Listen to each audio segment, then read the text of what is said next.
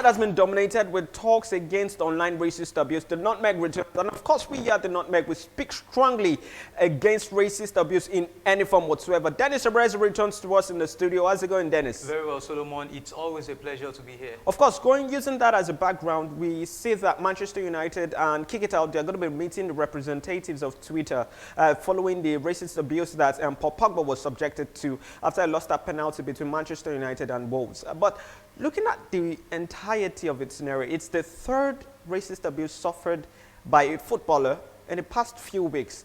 Don't you think it's getting to a really, really appalling level at this stage? It is getting to an appalling level, and you know that when we talk about football, we talk about a sport that unifies all race, all countries all over the world. But it is very sad to see that, you know, racism is raising its ugly heads again. The first for the season was Tammy Abraham, you know, for Chelsea. He was not the first player to ever miss a penalty. And then, you know, all because he missed the penalty, you know, the unusual guys came at him. And then, secondly, I think a player for Reading was also subjected to that. And thirdly, it's happening to Paul Pogba. But then, I just hope that there is a way to finally, you know, get this out of the game. It's really something that needs resolution, and resolution so fast. That's why we're encouraged by the meeting between Manchester United, Kick It Out, and Twitter, especially since it's one of the huge social media platforms. Because you see so many of these people that you would call keyboard warriors staying at the back of their keyboards, at the back of their screens, and they feel they have the liberty for them to just say whatsoever, spew whatsoever comes to them.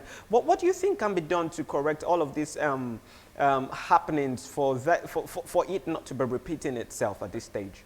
A whole lot of things can be done, but first of all things, if we say that the meeting with Twitter representative and Manchester United officials, you know, if we say a resolution from such a meeting should come up with an idea of sort of gagging people from saying certain things on social media platforms, you know, a whole lot of people will come against this kind of resolution and say that, oh, this is another abuse on human rights, you know, well, talking about from the digital space. But then in the same way, I feel it's high time that people understand that everything that they say, you know, carries power, and everything that, and whatever platform you're being given to use to express your views shouldn't be abused in any form at all. I think people just need to learn to be responsible at this stage. And so moving away from that now, Dennis, we have Romelu Lukaku, who said that Manchester United failed to protect him in the sense that they didn't come out to make a statement that it was going to be fighting for his place at Manchester United,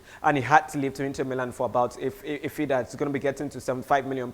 Do you think that Manchester United should have handled that matter differently? Should they have fought to keep him within the squad? Whether handling the matter differently or in the same way that they handled it, I feel everything is discretional. And then I think there is a manager in the team who is representing the whole organization called Manchester United. And then during the preseason trainings, you know, Ole Gunnar Solskjaer, you know, made it clear, made it known to every other person that Romelu Lukaku was not part of his plan. Rather, he was sticking his guns with Marcus Rashford. So for Romelu Lukaku saying the club itself should have protected him enough, I think he's sort of jumping, you know, the protocol in the team, because Ole Gunnar Solskjaer is the manager of the team, and then he calls the shots in the team. So if he does not want Romelu Lukaku, fine, and then if he wants him, it's fine. But I feel Romelu Lukaku has also done well for himself, you know, scoring about 42 goals in 96 games, though you could say that he was not up to an average performance. I think that's what the problem is. He said in those quotes that he felt that he was too strongly criticized by the fans. Yeah, that's too many times he was singled out for criticism. If it wasn't the one, it was Pogba or Sanchez. And I think that's where it becomes problematic for him. Yeah, that was the challenge for Romelu Lukaku while he was playing for Manchester United. But, you know, lest we forget that in as much as Romelu Lukaku was always criticized that, oh, he doesn't come through for Manchester United, he is not the, you know, in quote, sort of striker that Manchester United would have in the team. But I want you, all of his critics to also remember that at most of the important games, Romelu Lukaku stepped out for Manchester United. Case in point was the match against PSG, you know, the round of 16 of the Yeah, UEFA yeah, Champions yeah. League. You know, he scored on both legs, and then his goals were actually crucial for Manchester United in ensuring that Manchester United qualified for the next round. All right, that's cool. But I just feel probably Ole Gunnar Solskjaer could have called Romelu Lukaku aside and told him, "Oh, you're not going to be part of my plans," and maybe there could have been something much more clearer going forward. So they just expected him to read the body language, which he did. Yeah, still on transfers. PSG, they've rejected €100 million bid, and 3 players. That's Gareth Bale, Keylor Navas, and James Rodriguez for Neymar. Yeah. Don't you think Real Madrid is doing too much in trying to bring Neymar to the Bernabeu? Team is doing too much. They're doing way too much, because I think, you know, bring Neymar into that team. Believe you me, I don't see them even winning the La Liga this season. And then taking out Neymar from the team, I feel it gives them an opportunity to plan properly, you know, to give the team a sort of like a sort of a structure on how they want to play. Because fine, their first game they won by 3-1, and then we saw the embattled Gareth Bale, you know, starting for the team, which I think is a very good one to start with in the season. But, you know, distorting the flow of the team by bringing in Neymar and then offering even Gareth Bale as part of the offer to PSG, I feel it is not something the Real Madrid hierarchy are doing well. But Dennis, to be honest, Neymar has a transcendental. He is a transcendental talent. Yeah. It's a talent that immediately improves his side. You know, bringing him into a team like Real Madrid. He improves his Madrid, side, and then in the same way, he comes with his challenges. Yeah, he does, but you feel that it takes them a step above, maybe closer, if not better than what Barcelona currently have. See, for me right now, Neymar should just stick his guns with PSG. And sorry to butt in now, because it does seem as if it's a race between Real Madrid and Barcelona in this, for the battle to get Neymar back to the La Liga. So I think Real Madrid wouldn't want Barcelona to win this battle, because they are already a very, very well-equipped side compared to Real Madrid. So I think they are doing their absolute best to make sure they improve their side and also deter Barcelona from getting Neymar. Yeah, maybe you could say this is a battle of fighting to prevent your opponent from getting stronger than you are. But for me, I feel Neymar would, at the end of the day, settle for his former home, which is in Barcelona, rather than cross the border to the Bernabeu. Interesting take there by Dennis Arezzi. So we're going into the preview of the Premier League, and we have a couple of games. On Friday, we have Aston Villa against Everton.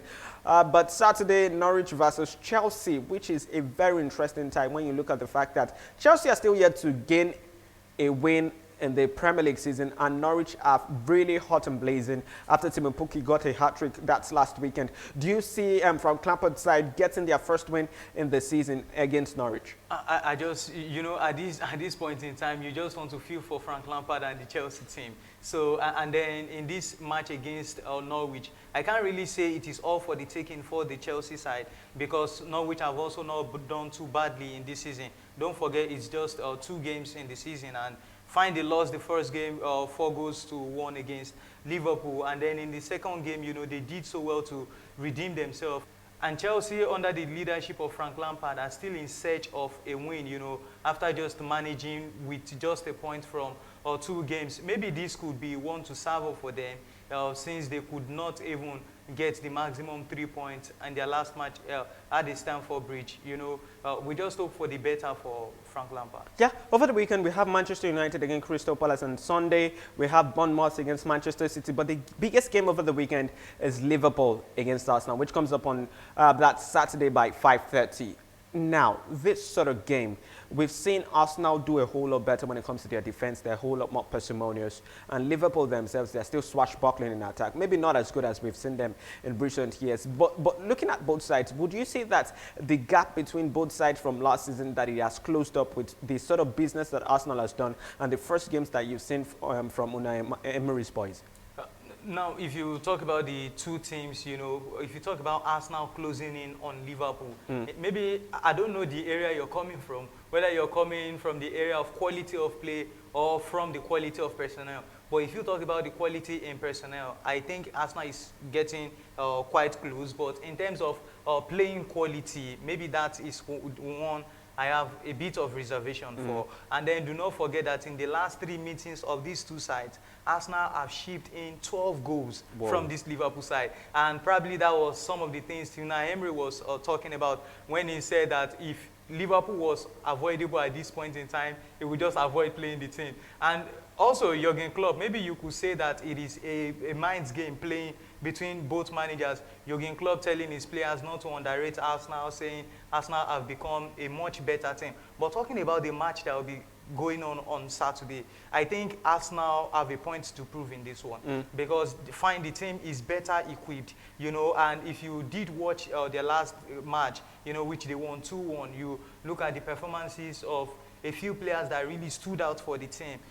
Case in point was Dani Ceballos, you know, who took the Man of the Match award home. You know, he created so many chances. Gave 2 assists. Gave 2 assists, you know, passes were on point, dribbles were excellent. And then you also look at Arsenal's record signing, Nicolas Pepe. You know, he came into the game, changed the game, dictated play for the team. We saw flashes of brilliance. Yeah, so, and then in that, as against the play of Liverpool so far this season, you could say that, fine, they still got their fearful attacking line of Mohamed Salah, Firmino, and Sadio Mane. Now that you touched on those 3, now, do you feel it's about time, it's the proper time for there to be a huge test on the sort of quality that David Luiz brings to the defense of Arsenal? You know, we saw the defense last season, and it was in 6s and 7s. It was in utter shambles. And we believe that David Luiz, as he has come into this side, he has improved the quality of the defense. Now he's going to be facing against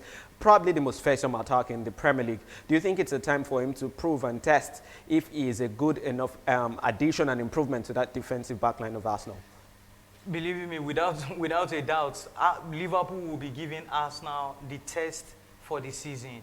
Whether it's the 10th game of the season or even the 3rd game as it were, Liverpool is a strong test to any team at all, including the champions, even Manchester City. But talking about Arsenal, you know, Arsenal's defense, fine, you could say that against Newcastle, you know, Newcastle wobbled and fumbled in the match. And then in their last match, you could say that, you know, Burnley pushed Arsenal, you know, and the second half, I think it was not necessarily the Arsenal defense doing so much. It was a collective effort. But in this game against Liverpool, I just want to watch and see how David Luiz, you know, gets his head up. Well, about the end of the game, what do you see in your crystal ball, your prediction for that particular game between Arsenal and Liverpool? Solomon, this is a difficult one. This is a difficult one. That's difficult. It's quite difficult. You literally, in your analysis, gave it to Liverpool, pretty much. Yeah, and then you know that football is best played on the pitch, not on paper. So even as it is, you know, I give this to Liverpool, but then with a very slim margin. You're not going to be running off on this. 2-1.